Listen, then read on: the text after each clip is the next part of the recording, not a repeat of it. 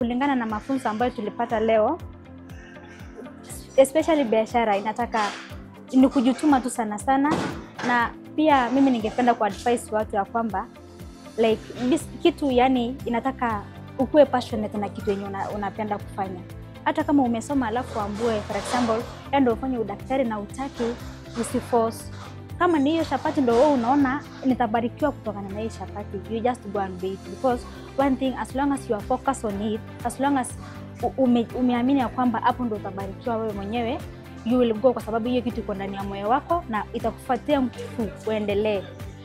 Pia vitu kama skills, as long as uko na hiyo skills, na pia tuseme mambo na especially kwa upishi, napenda kitu kama usafi. You must be clean at least ndo pia customers wapate. Vitu kama tuliambiwa kwamba you must have mentors.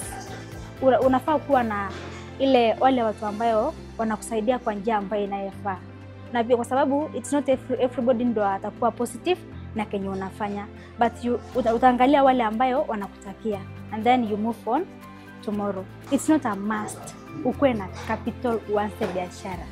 Kama kasi yako ni ya mikono, hata kama una basi hiyo ngano na mafuta ama tuseme makaa, amuka tembea kwa watu ama kwa mahoteli, anza kujifunza ama kupika hapo na itakulipa.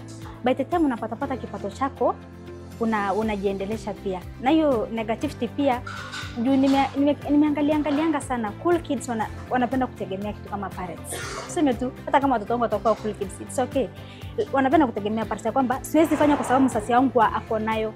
Msasi wako alingangana kujitafutia yake, pia wewe utafute yako. Usikae tu kwa relax kukula kwa sababu mama yako ama baba yako anaweza.